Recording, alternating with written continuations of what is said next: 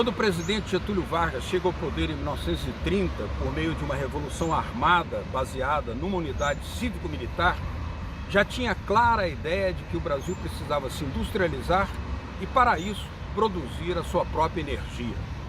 O Brasil não produzia, então, nem uma gota de petróleo. Em 1932, Getúlio anula todas as concessões para empresas norte-americanas que exploravam o petróleo na Amazônia brasileira. Em 1938, quando Cárdenas estatiza o petróleo no México, Getúlio também nacionaliza o petróleo no Brasil.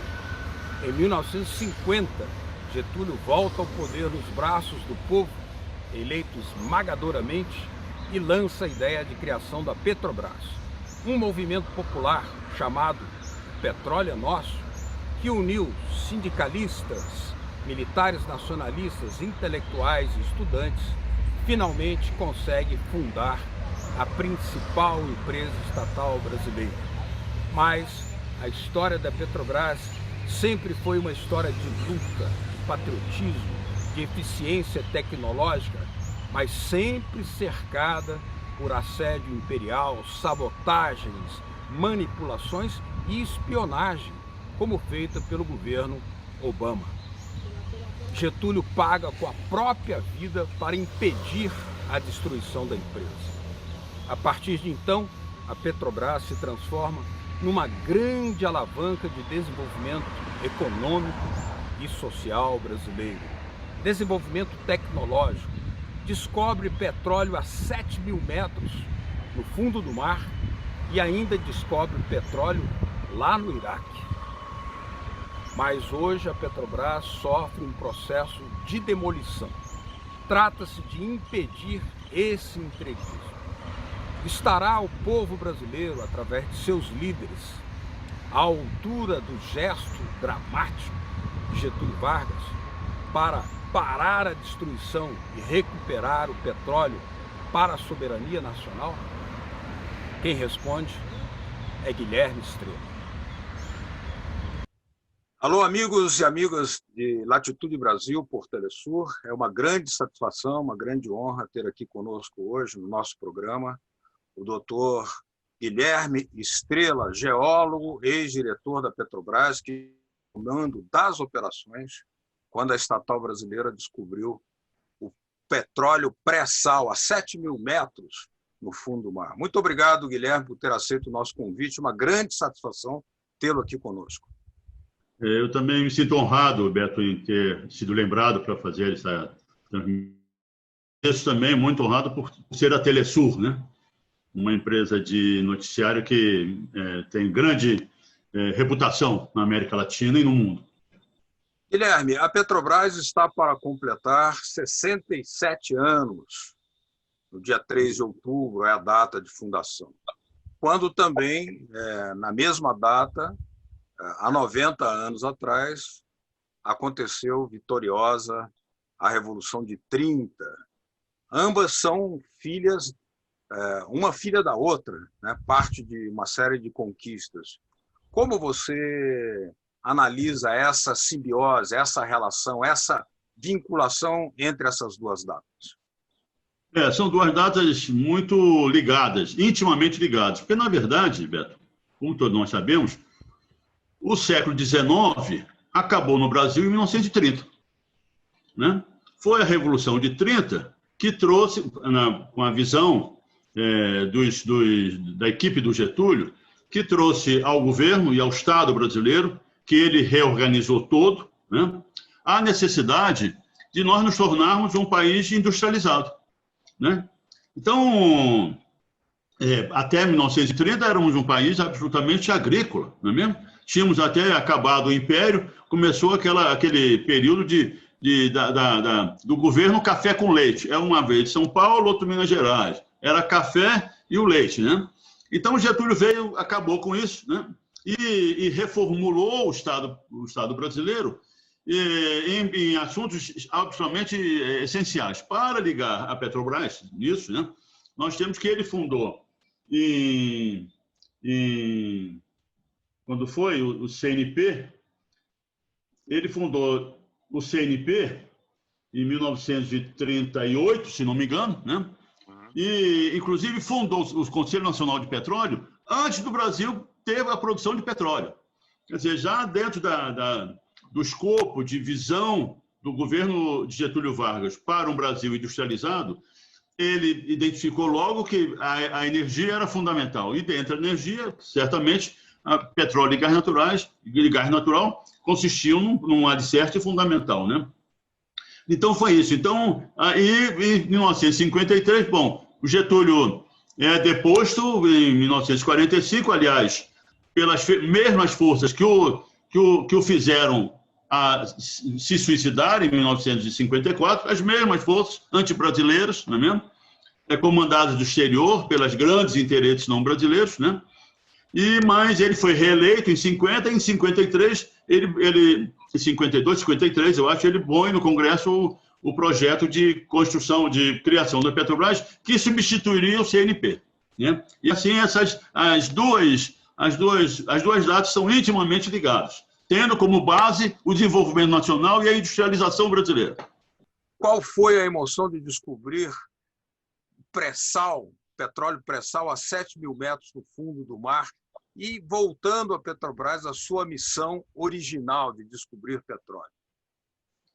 Foi exatamente isso. Quer dizer, na verdade, a descoberta do pré-sal em território nacional, dentro da Amazônia Azul brasileira, não é mesmo? Por desenvolvimento científico e tecnológico brasileiro, que não se deu naquele momento, é produto desse mais de 50 anos de atuação na Petrobras, do Centro de Pesquisa. Quer dizer, isso, sob o ponto de vista da nossa autoestima como sociedade, com competência e visão, né? Para o exercício de uma empresa estatal de petróleo. Afinal, nós batemos numa jazida que assegura a soberania nacional por todo o século XXI. Então, isso foi uma emoção para nós, porque não só pelo processo, mas o cumprimento da missão central e radical da Petróleo Brasileira S.A. Nós vamos fazer aqui uma pequena pausa no Latitude Brasil, que hoje está conversando com Guilherme Estrela, o geólogo que comandou as operações que descobriram petróleo a 7.000 metros no fundo do mar. Já já a gente volta.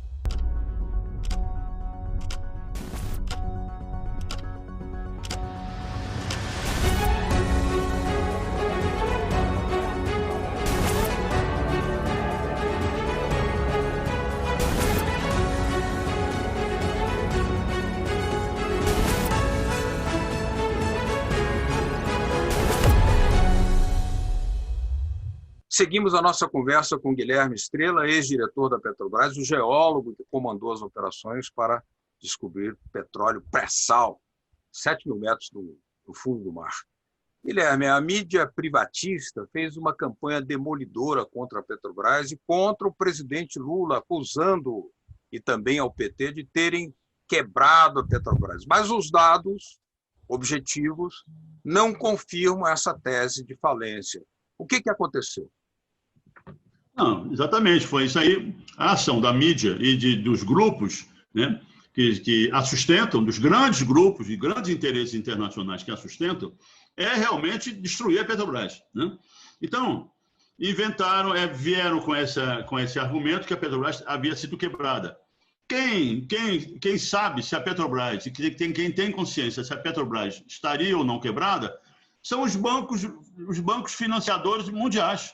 E a Petrobras sempre, quando foi à procura de suporte financeiro estrangeiro, aparecia na mesa uma oferta muito maior de crédito para a Petrobras do que a gente necessitava. O que é que isso representa? Representa o seguinte: para o banco, para os banqueiros, para os financiadores, né, uma empresa petrolífera tem que ter reservas.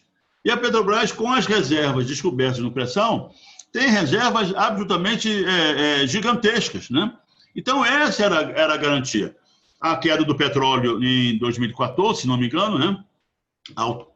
Atingiu a companhia, mas era um simples problema de alongamento do perfil da dívida da companhia. Não tinha nada de falimentar, nada de grande problema para resolver. Era sentar com os nossos credores, né? E alongar o perfil da dívida, porque nós tínhamos aquilo que garantiria a eles a segurança da sua negociação, que eram as reservas. Uhum. Como até hoje estão aí as nossas reservas, né? Então, isso tudo teve esse aspecto político de destruição da Petrobras, como sempre a mídia foi, inclusive na época da criação da Petrobras, essa grande mídia, o Globo, essa coisa toda, né, não aceitaram a criação de uma empresa estatal para operar no setor petrolífero. Agora, hoje em dia, o processo de demolição da Petrobras é escandaloso. Continua aquilo que houve antes, até espionagem estrangeira houve junto à Petrobras, nos Estados Unidos, diplomatas americanos fizeram pressão. O que nos pode contar sobre isso? Não, é uma coisa absolutamente natural, Roberto, está entendendo? Um país, o Brasil, talvez, certamente, está entre os 2 ou 3 países mais ricos do mundo. Somos um quinto em extensão territorial, temos a maior floresta equatorial do planeta, temos 2 aquíferos subterrâneos maiores do planeta, temos um território banhado por rios de superfície, né? Somos os segundos, temos as maiores jazidas minerais do planeta, Carajás, inclusive a Calha Norte do Amazonas, que não está ainda explorada, né? Enfim, temos terras agricultáveis, enfim, um país de grandes proporções. Então, mas nós tínhamos era um gigante de pé de barro. E o nosso pé de barro era a energia. Nós não tínhamos energia, né? A nossa energia, é importante ressalvar, era grandemente da hidroeletricidade, né? Mas estávamos literalmente sujeitos a chuvas e trovoadas, né? Você não pode construir um processo de industrialização de uma nação desse porte sem a garantia energética. E o pré-sal veio dar essa garantia energética. Aí completou-se o quadro da base de recursos naturais, na base científica e tecnológica de engenharia brasileira, né, para nós efetivamente assumirmos o papel que nos é reservado na cena global de ser um grande país, um país protagonista do processo de globalização, né? Então, isso é que alimentou mais ainda, né, as reações, né, diretamente a partir do governo norte-americano, com a CIA. Começaram com a reativação da Quarta Frota, 3 meses depois que descobrimos a operação. Depois veio a espionagem no computador descobridor do campo de Lula, no porto do Rio de Janeiro. Tudo isso montando um esquema muito claro, né, de destruição da companhia. Após a destruição da presidenta Dilma em 2016, esse processo já se agudizou e estamos vivendo hoje. Na verdade, que é o seguinte: a Petrobras, na verdade, ela não foi privatizada, nem precisa ser privatizada, né? Se o acionista controlador da companhia for um privatista, como era o governo Fernando Henrique Cardoso, que não privatizou por aquele problema que teve lá no Senado, né? Se o acionista controlador for um governo privatista, ele vai fazer o que está fazendo com a Petrobras, né? Vai vender tudo e, pior do que ser privatista, transformar a Petrobras numa agência de investimento do capitalismo financeiro internacional, que não está ligado à produção. Ele está ligado à produção na medida em que esses ativos de produção, eles produzem o maior lucro no menor prazo de tempo possível e com o menor risco possível. E é dirigido todo para a remuneração dos acionistas. Porque a grande maioria dos acionistas da Petrobras não é o governo, né, que recebe os lucros e dividendos da Petrobras. Então, nós hoje, e a Petrobras está sendo transformada num fundo de investimento, né? Os grandes acionistas são os grandes fundos de investimento, né? E concentrada no melhor ativo que a Petrobras tem, que é o filé mignon. São os campos do pré-sal e as refinarias do Sudeste brasileiro, que tem um mercado de 40%, 50% de combustíveis líquidos nacionais na sua mão. Né? Então, essa pedra já tinha sido cantada há muito tempo. Nós estamos vivendo e vai sair do Amazonas, e vai sair da Bahia, do Nordeste. Não tem mais nenhum compromisso com o Brasil, nem com o trabalho dos brasileiros. Né? Então, é apenas um fundo de investimento que está cumprindo o seu papel, aliás, teoricamente perfeito.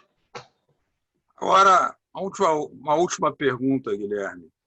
A Petrobras nasceu de uma campanha de rua, uma campanha popular, o petróleo é nosso, que uniu trabalhadores, sindicatos e até os militares nacionalistas na era Vargas. Por que agora está tão difícil convocar o povo para se mobilizar e defender a Petrobras, retomar o curso dessa ferramenta da nacionalidade em favor da soberania nacional? Qual é o caminho a seguir para impedir a demolição da Petrobras? Pois é, essa é a grande pergunta, Roberto. Quer dizer, essa é a grande pergunta que a comunidade, uma boa parte da população brasileira que é nacionalista, que é nacional desenvolvimentista, né? que tem na soberania nacional e enfim, a razão de ser de uma nação dessa importância para a sua inserção geopolítica com soberania, com a defesa dos interesses nacionais, né?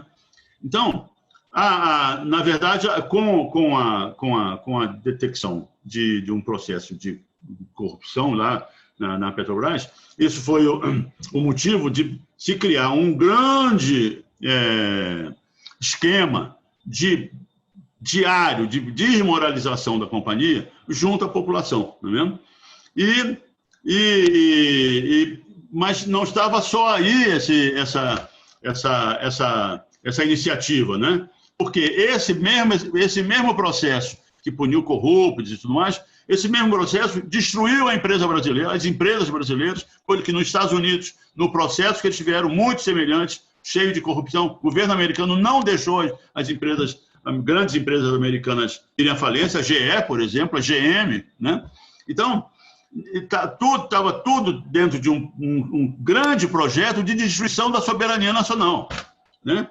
Que puniu os corruptos, não puniu todos os corruptos, porque a punição foi seletiva, como todos nós sabemos, dentro de um processo juridicamente sem base jurídica, agredindo o processo penal brasileiro e que tinha como o seu objetivo final, como todos nós sabemos, inclusive juízes, ministros do Supremo Tribunal Federal já confessaram isso, tirar da eleição de 2018 o cidadão brasileiro que tinha a maior probabilidade de vencê-las, né? E com essa vitória, interromper esse processo de recolonização brasileira, né? Está entendendo? E isso aconteceu, e estamos hoje diante de uma situação em que o Brasil realmente se transforma numa colônia do capitalismo financeiro internacional. Nós perdemos totalmente a nossa autonomia de decisão, né? A nossa soberania para decidir os futuros do Brasil, está entendendo? Por quê? A economia está toda desnacionalizada. Nós não temos mais as grandes empresas nacionais, as verbas para ciência, educação e saúde, ciência e desenvolvimento tecnológico foram arrasadas. É essa situação que nós vivemos hoje. Ora, qual o exemplo, a importância do exemplo dos povos que resistem à pressão imperial e não entregam o seu petróleo e a sua riqueza nacional para nos estimular a reagir? Pois é, né? Temos vários exemplos mundiais, né? Que a gente começa pelo Irã, por exemplo, né? Na década de 50, o Mossadegh, lá, que é o primeiro-ministro, né? Começou a ter iniciativas para nacionalizar as empresas estrangeiras, americanas e inglesas que atuavam no Irã. Foi deposto, né? O monarca lá instala uma ditadura. Eu visitei o Irã, inclusive eu estava em 76, eu estava trabalhando em Bagdá, e visitei o Irã na época da ditadura militar do Shah da Pérsia, chamado Shah da Pérsia, né? E era um estado policialesco, absolutamente aterrorizador da população. Em Teherã, Eu via lá, havia ninhos do exército iraniano, né? Enfim, e aí começou com o Mossadegh, e nós tivemos outros. Houve a OPEP, né? Com isso, os países árabes estatizaram as empresas estrangeiras, formaram a OPEP, que se transformou num protagonista da economia, do desenvolvimento econômico mundial, não é mesmo? E, enfim, foram países que se mobilizaram para construir uma situação de independência e soberania dos países produtores de petróleo, que começou também a ser derrubada pelos grandes interesses que surgiram após isso, né? E esse é uma breve história. E temos a Venezuela, para, né, concluir, a Venezuela que resiste a isso com galhardia, bravamente contra os grandes interesses e as pressões das potências hegemônicas mundiais, né, principalmente dos Estados Unidos, e que resiste a isso, né? Quer dizer, são esses países que nos dão o alento para retomarmos o caminho da soberania nacional, começando pelas grandes empresas estatais que perderam a sua expressão, né, de representar a sociedade brasileira, incluindo nelas, principalmente, a Petrobras. Muito bem, Guilherme Estrela, muito obrigado por ter aceito o convite aqui da Latitude Brasil, da Telesur, e estaremos sempre atentos a essa luta contra a demolição da Petrobras e pela reconstrução da soberania nacional. Muito obrigado a vocês e a todos de casa que nos acompanharam aqui em Latitude Brasil. Até o próximo programa. Tchau. Tchau.